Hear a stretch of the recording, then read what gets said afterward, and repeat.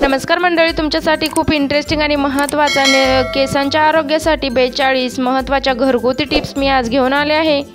पण त्या अगोदर जर चॅनलला सबस्क्राइब केलं नसेल तर लगेच सबस्क्राइब करून बाजूची बेल आयकॉन प्रेस करा।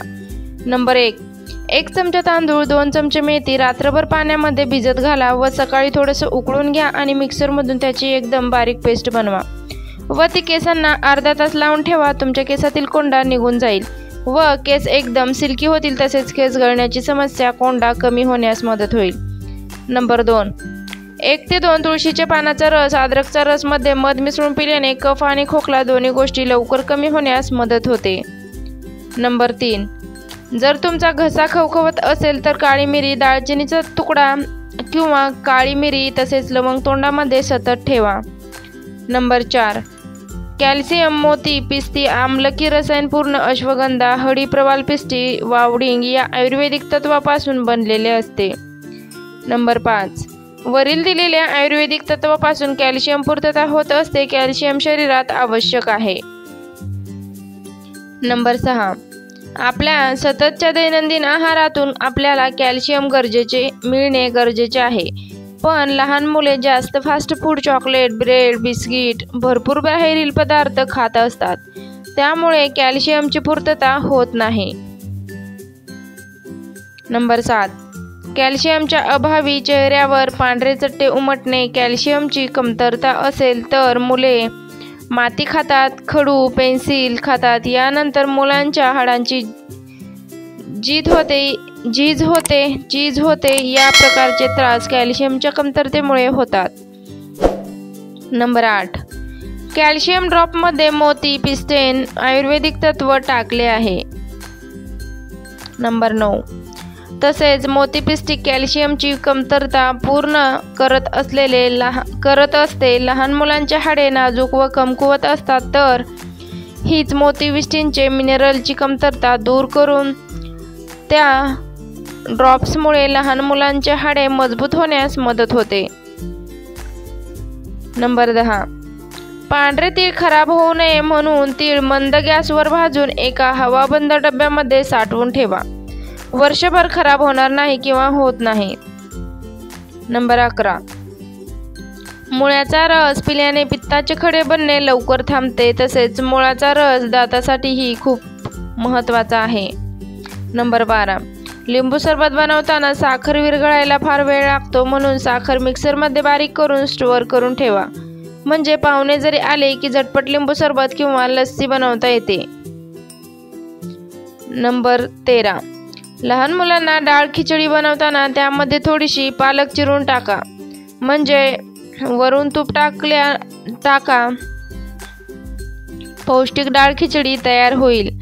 नंबर 14 सुकं चिकन किंवा सुकं मटण, अंड्याची भुर्जी बनवताना शक्यतो लोखंडी कढईमध्येच बनवा, चवीला खूप छान लागते किंवा लागतात। नंबर 15 रक्ताची कमतरता असेल तर कंबरदुखी होत असेल तेव्हा तुपामध्ये काजू, बदाम, अक्रोड, खोबरे, डिंक, थोडेसे मेथी दाणे वेगवेगळे तुपामध्ये भाजून घ्या आणि मग शेंगदाणे गोल लाडू करून त्याचे लाडू बनवा। गोल लाडू करून त्याचे लाडू बनवा आणि शरीरासाठी लाडू खूप फायदेशीर असतात।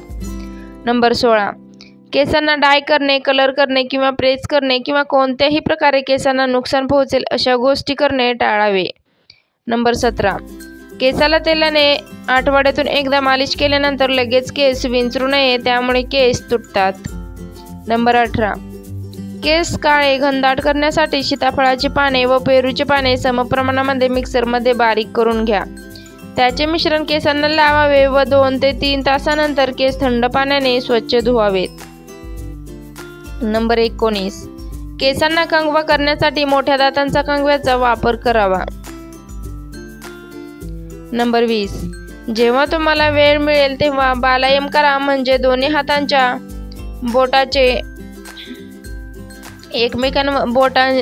एकमेकांवरती घासल्याने बालायम केल्याने केसांच्या मुळांना रक्त पुरवठा होतो, तसेच केस वाढण्यास व घनदाट होण्यास मदत होते, तसेच केस काळे सुद्धा होतात। नंबर 21 केसांचा हेअर मास्क बनवण्यासाठी कोरपडीचा गर काढून तो मिक्सरमधून काढून केसांना लावल्याने केस चमकदार व शाईन बनतात, तसेच सिल्की होतात व केस गळतीची समस्या सुद्धा कमी होते, तसेच केसांची ग्रोथ वाढण्यास मदत होते. नंबर 22, पार्लरमध्ये जाऊन 1000 रुपयांचा फेशियल करण्यापेक्षा त्यामध्येच घरच्या घरी फेशियल कसे करायचे ते मी आज सांगते. तर तुम्ही मसूर डाळीमध्ये हळद तसेच बदाम टाकून ते दळून आणा व तो मास्क आठवड्यातून 2 वेळेस लावल्यावर ती चेहऱ्यावरील टॅनिंग निघून जाते, तसेच चेहऱ्यावरती ग्लो सुद्धा दिसतो.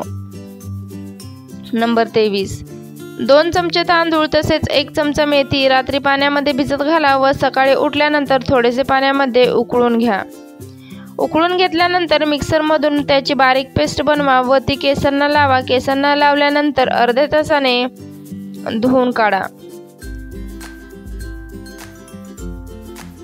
धुतल्यानंतर तुम्हाला तुमचे केस सिल्की दिसतील, तसेच केसामधील कोंडा कमी होण्यास मदत होईल. नंबर 24, नारळाचे पाणी केसांना लावल्याने केसाची ग्रोथ होण्यास मदत होते, तसेच केस सिल्की होतात. नंबर 25, चेहऱ्यावरती पॅक म्हणून तुम्ही बेसन पीठ तसेच त्यामध्ये चिमूटभर हळद टाका व त्याचा पॅक बनवून चेहऱ्याला लावल्यानंतर चेहरा सुंदर दिसतो. नंबर 26, तुमची त्वचा खूप ड्राय झाली असेल तर दररोज रात्री दुधावरची साय चेहऱ्याला लावून झोपावे. तुमची त्वचा मॉइश्चर होईल. नंबर 27, मोकळ्या वेळेमध्ये बटाट्याचे किंवा काकडीचे गोल चकत्या करून डोळ्यावरती ठेवल्याने डोळ्यातील हीट कमी होण्यास मदत होते. नंबर 28, मोकळ्या वेळेमध्ये डोळे खालील काळे वर्तुळे झाले असतील तर मोकळ्या वेळेमध्ये तुम्ही डोळ्यावरती कापसाच्या बोळ्यावरती गुलाब पाणी घेऊन डोळ्यावरती ठेवू शकता. नंबर 29, जर तुम्हाला पित्त झाले असेल तर रोज रात्री आमुषापोटी कडुलिंबाची कोवळी पाने, सकाळी आमुषापोटी कडुलिंबाची कोवळी पाने चावून खावीत, त्यामुळे तुमचे पित्त कमी होण्यास मदत होते. नंबर 30, जर तुमचे नाक जाम झाले असेल, सर्दी होणार असेल, घसा खवखवत असेल तर तुम्ही भीमसेनी कापूर बारीक करा आणि त्यामध्ये विलायची थोडीशी कुटून दोन्ही मिक्स करा व कॉटनच्या कपड्यामध्ये बांधून थोड्या थोड्या वेळाने वास घ्या. तुमची सर्दी लवकर कमी होण्यास मदत होईल. नंबर 31, हरभऱ्याची डाळ, शेंगदाणे हे उन्हाळ्यामध्ये वाळवून डब्यात भरून ठेवावे. पावसाळ्यात हरभरा डाळीचे पीठ गिरणीतून छान दळून आणता येते आणि शेंगदाणे पण लवकर भाजून होतात. पावसाळ्यात डाळ व शेंगदाणे विकत आणल्यावर ते बरेच दमट असतात. डाळीचे पीठ चांगले दळून मिळत नाही, शेंगदाणे कडक भाजत नाही. पावसाळ्यात ऊन द्यायचे झाले तरी ते शक्य होत नाही.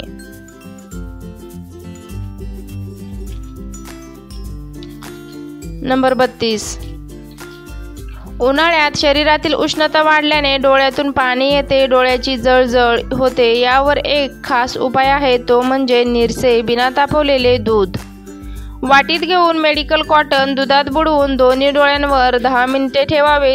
लगेच आराम मिळतो. मेडिकल कॉटन घरात नसेल तर स्वच्छ सुती कापड ही चालते. काकडीचे काप डोळ्यावर 10 मिनिटे ठेवा.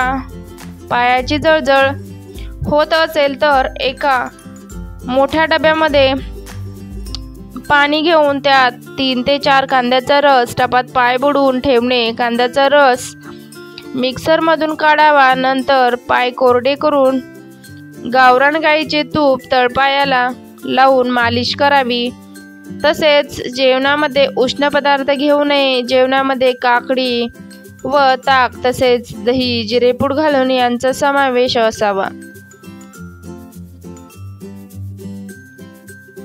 नंबर 33, अद्रक आले मातीच्या कुंडीत ठेवले तर ते खूप दिवस ताजे वापरता येतात किंवा येते. कुंडी कोरडी वाटली की थोडे थोडे पाणी घालावे.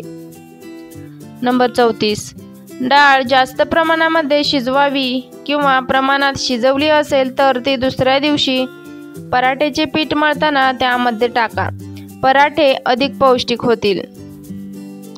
नंबर 35, लसूण सोलणे हे सर्वात अवघड काम वाटते, मात्र लसूण लवकर सोलण्यासाठी ते 1 मिनिट ओव्हनमध्ये गरम करा. त्यानंतर एका घट्ट झाकणाच्या डब्यात घालून हलवा. त्यामुळे लसणाच्या पाकळ्या निघून जातील।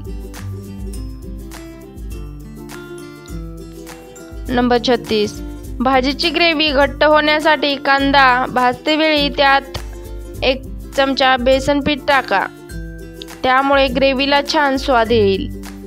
नंबर 37, रस काढण्यासाठी घरामध्ये ज्युसर नसल्यास फळं खिसणीवर खिसावीत, खिसणीवर खिसल्याने छान रस निघतो। नंबर 38, आळूच्या वड्या करताना पाणी स्वच्छ पुसून थोडेसे तेल लावावे आणि वरून पीठ पसरावे, यामुळे वड्या चुरचुरीत होतात। नंबर 39, लाल भोपळा, कलिंगड, खरबूज यांच्या बिया कडक उन्हामध्ये वाळवल्यानंतर सोलून त्या साठवून ठेवाव्यात, पदार्थ गार्निश करण्यासाठी त्यांचा उपयोग होतो।